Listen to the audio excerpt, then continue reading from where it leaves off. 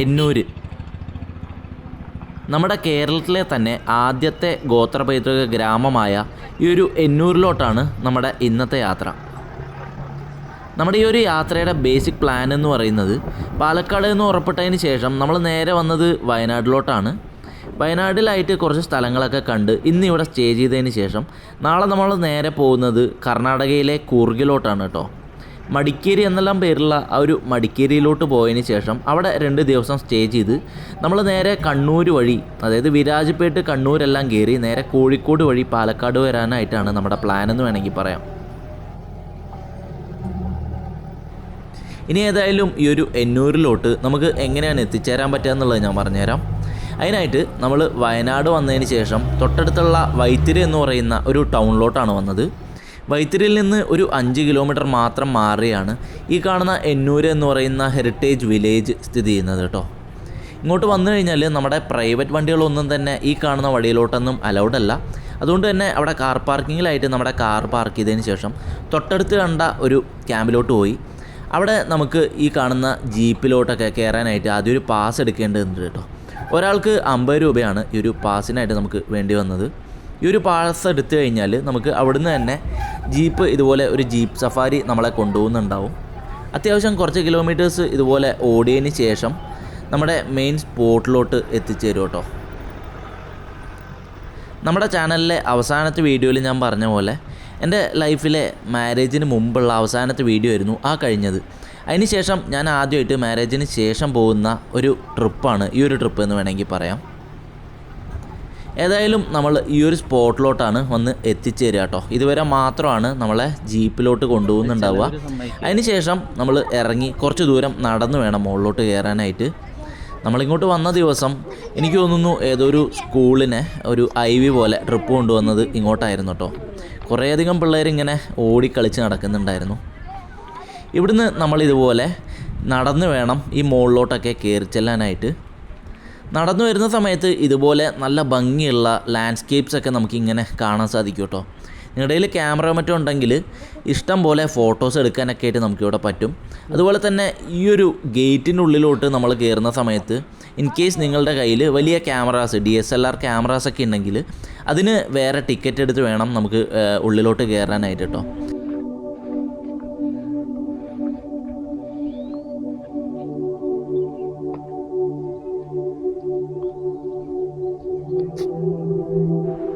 നമ്മുടെ കേരളത്തിൻ്റെ പട്ടികവർഗ വികസന വകുപ്പും അതുപോലെ തന്നെ വിനോദസഞ്ചാര വകുപ്പും കൂടെ ചേർന്നൊരുക്കിയ ഒരു സംരംഭമാണ് ഈ കാണുന്ന എന്നൂർ ട്രൈബൽ ഹെറിറ്റേജ് വില്ലേജ് എന്ന് പറയുന്നത് കേട്ടോ. നമുക്കിങ്ങോട്ട് വരുമ്പോൾ ഇതുപോലെ കുറേയധികം പെയിൻറ്റിങ്സൊക്കെ കാണാൻ സാധിക്കും. ഇത് കണ്ടപ്പോൾ കൂടുതലായിട്ടും എനിക്ക് മനസ്സിലായത് ഇതെല്ലാം തന്നെ ട്രൈബൽസിൻ്റെയൊക്കെ പല സ്റ്റോറീസോ അല്ലെങ്കിൽ ആ ഒരു ക്യാരക്ടേഴ്സൊക്കെയാണ് അതിൽ വരച്ചു വെച്ചിരിക്കുന്നത്. അതുപോലെ തന്നെ വർലി പെയിൻറ്റിങ്സ് പോലെയുള്ള ഇങ്ങനത്തെ ട്രൈബൽ പെയിൻറ്റിങ്സൊക്കെ നമുക്കിവിടുത്തെ ചുമരുകളിലൊക്കെ കാണാൻ സാധിക്കുന്നുണ്ടായിരുന്നു.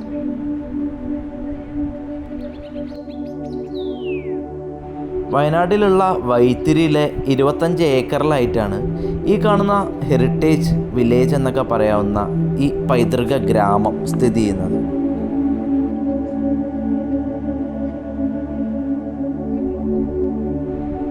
വീണ്ടും മുകളിലോട്ട് കയറി ചെന്നാൽ നമുക്ക് കാണാൻ സാധിക്കുന്നത് ഇതുപോലെ ട്രൈബൽ കഫറ്റീരിയാസും അതുപോലെ തന്നെ ട്രൈബൽ ഐറ്റംസൊക്കെ വിൽക്കുന്ന കടകളും ഒക്കെ തന്നെയാണ് കേട്ടോ.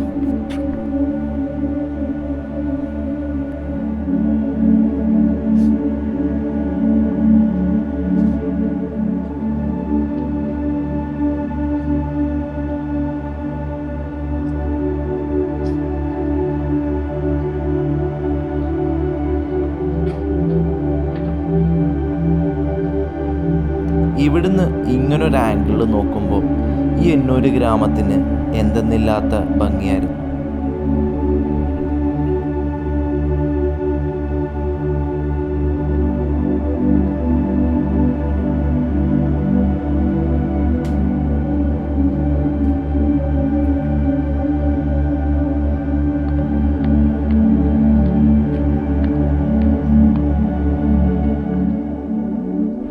ഇവിടുന്ന് റൈറ്റ് സൈഡ് നോക്കുമ്പോൾ കാണുന്ന ആ ഒരു ബിൽഡിംഗ് മൊത്തമായിട്ടും ട്രൈബൽ കഫറ്റീരിയാസാണ് കെട്ടിയിരിക്കുന്നത്.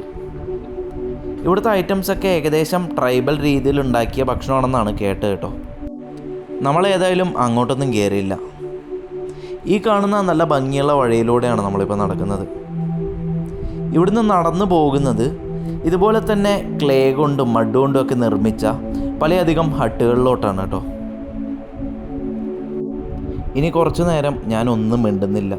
നിങ്ങൾ തന്നെ ഇവിടുത്തെ കാഴ്ചകളൊക്കെ ഒന്ന് കണ്ട് ആസ്വദിച്ചിട്ട് വാ.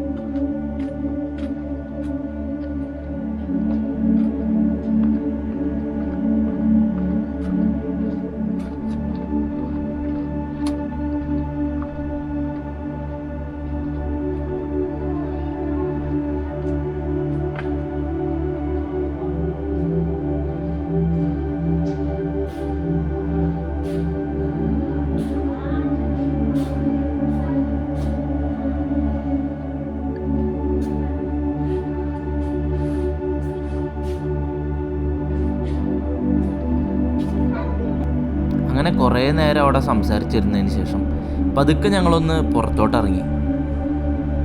അങ്ങനെ പുറത്തോട്ടിറങ്ങിയപ്പോൾ കണ്ട ആദ്യത്തെ കാഴ്ച തന്നെ ഇതാണ്. പണ്ട് കാലത്ത് ട്രൈബൽസ് എല്ലാം യൂസ് ചെയ്തിരുന്ന നെല്ലുകുത്ത് പുരയാണ് ഈ കാണുന്നത്. അങ്ങനെ ഉള്ളിലെല്ലാം തന്നെ നടന്ന് കണ്ടതിന് ശേഷം പുറത്തോട്ട് വന്ന് അവിടുന്ന് വീണ്ടും നമ്മൾ വന്ന അതേ ജീപ്പ് തന്നെ നമ്മളെ പിക്ക് ചെയ്ത് പുറത്തോട്ട് കൊണ്ടുപോകും കേട്ടോ. വയനാട് വന്ന് ഇവിടുത്തെ സ്ഥിരം സ്ഥലങ്ങളും അതുപോലെ ആക്ടിവിറ്റീസും ഒക്കെ തന്നെ എക്സ്പീരിയൻസ് ചെയ്തതിന് ശേഷം നിങ്ങൾക്കൊരു ഡിഫറെൻ്റ് എക്സ്പീരിയൻസ് കിട്ടണമെന്നുണ്ടെങ്കിൽ തീർച്ചയായിട്ടും ഈ ഒരു എന്നൂരിലോട്ട് വന്ന് ഈ ഒരു സ്ഥലമൊക്കെ കണ്ടു കഴിഞ്ഞാൽ തീർച്ചയായിട്ടും അതൊരു ഡിഫറെൻ്റ് എക്സ്പീരിയൻസ് തന്നെയായിരിക്കും നിങ്ങൾക്ക് നൽകുന്നുണ്ടാവുക.